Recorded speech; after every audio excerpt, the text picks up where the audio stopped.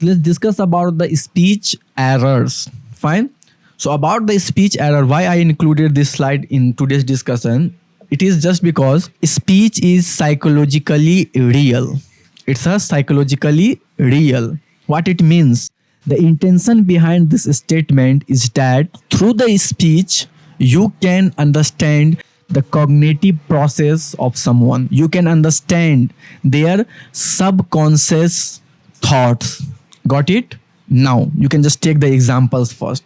Through the example we can understand the things easily.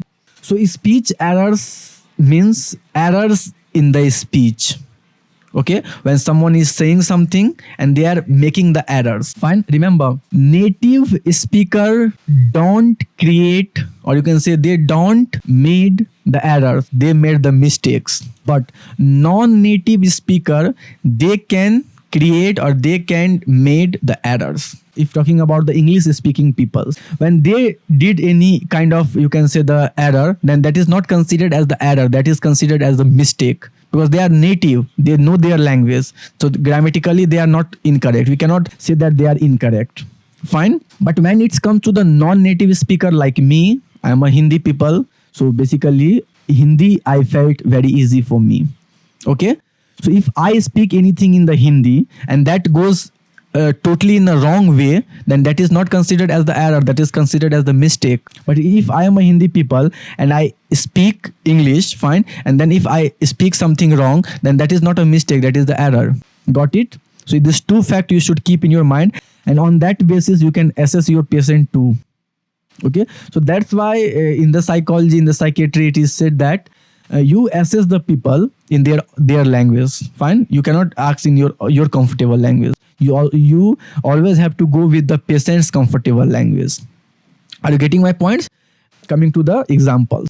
So the first example is called as when someone says that this project will definitely fail, and then he said, I mean succeed. The intention is, their intention is, this is not called as the error. If this person comes from the English background and he made this sentence, fine, and then he correct themselves at last that I mean succeed. First he said this project will definitely fail, and that at last he said I mean succeed. It is not considered as grammatical, you can say, the error. It is not considered as the grammatical error. It's not considered as the mistake. It is not considered as the grammatical mistake or slip of the tongue. Fine, it is the truly error. So this is called as speech error. Now the psychology is very interesting. Then just understand what is the psychology behind this statement. This slip might suggest, remember it's not sure, this slip might suggest that subconsciously doubt the success of the project. That internally, the person who said this statement, internally they have the doubt about the successfulness of that project. So the intention reveal no. You can easily understand the subconscious thought of the person through the speech error. Another example you can take. Person says, if my friends comes to me and he said, look my haircut, is it good? Then I said, oops, I really hate your haircut. Then I correct myself. I mean, I love your new haircut. But intention is what? I do not like that haircut. Are you getting my point? No problem. Now take the another example that is called as the during an apology.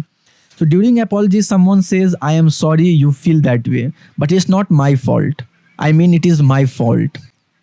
So initially, this might reflect that subconsciously, you can say the defensiveness, that people said that I am sorry, but it is not my fault. I mean, it's my fault. It explains. It explains that people don't really want to be sorry to the people, but for sake of, you can say, managing the relationship, for sake of, you can say, the compromisation, they speak out. But you can say the unintentionally it got revealed that they really don't want to be sorry. Fine, so they made a mistake that I am sorry you feel that way, but it's not my fault. Then it correct themselves and said that it is my fault. No problem. Now the speech error in the romantic setting, if a boy, they are, you can say, deluded in their ex, then he might make you can say, the error. He said, I am so glad to see my ex. While seeing their girlfriend, they are remembering about their ex. So subconsciously they are thinking about their ex-girlfriend. And then again he correct himself and he said, I am so glad to see you. Are you getting my point? So this could reveal the speaker has been thinking about their ex, even it was not intentional. It have the great importance in the case of finding about the criminals. Okay, lawyers are master in finding out the speech error. They are giving you the questions again and again, unless he find any error in your speech. Are you getting my point? You might have seen in the movie, no, that first lawyer start to the people that what's your name, why you goes there, why you did that, why you did that, and after asking the question in a one, you can say, the fashion or in the subsequential fashions, person make a mistake. Fine, criminals make a mistake. By that, judge comes to know that what is the reality. So it's have a great you can say the application in the case of finding about the who is really a victim. Fine, no problem. And this is called as the Freudian error. This speech error is also called as the Freudian error. You have to just keep in your mind that the speech error is a psychologically real. Okay, it's reveal the, you can say, the subconscious thoughts of a person. But remember, you have to judge the speech error on the basis of their native language. Now, coming to the next slide. So probably this is our last slide which we are going to discuss today. And in our next video, we have the detailed discussion over the classification. Now, so how the speech disorder is classified? It is classified on the basis of their etiology. Simple, on the basis of the cause. Most of the things are classified on the basis of their cause, their property. So the speech disorder is classified into the two categories. The one category is called as the organic disorder of speech. Another is called as the functional. Organic, it is have the two, you can say, the two parts again. The one is called as the central, another one is called as the peripheral. Fine. In the central, the first things comes is the brain damage, then a stroke, tumor, degenerative disorder, infection, and so forth. Brain damage affects the speech. Fine. A stroke, it affects the speech because paralysis occur.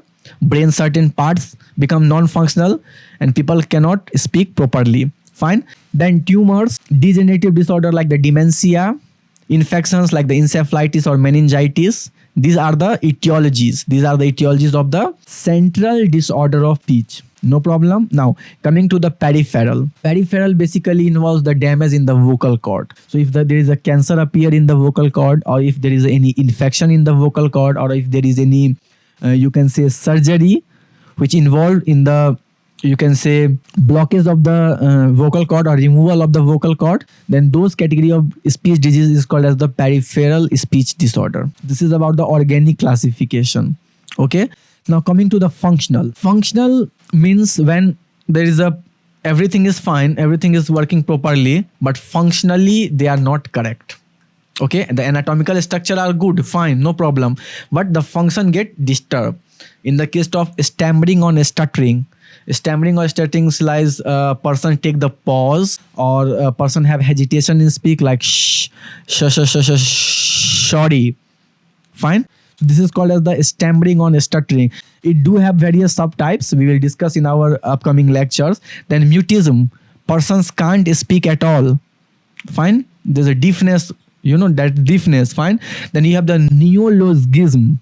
Okay. Neologism. That is formulation of the new words. That's the psychiatric condition. Then schizophrenia. Fine. Basically, it is in a schizophrenia condition. Then we have the Vorwiden or Ganser syndrome. Got it? No problem. So this is the overall classification of speech disorder, which we are going to discuss in our upcoming lectures. So thank you for giving your time and understanding the lecture. Be with us. If you like this lecture, share with your friends, and we will come up with the upcoming lectures of this. Fine. So thank you with having us. Bye. Have a nice day.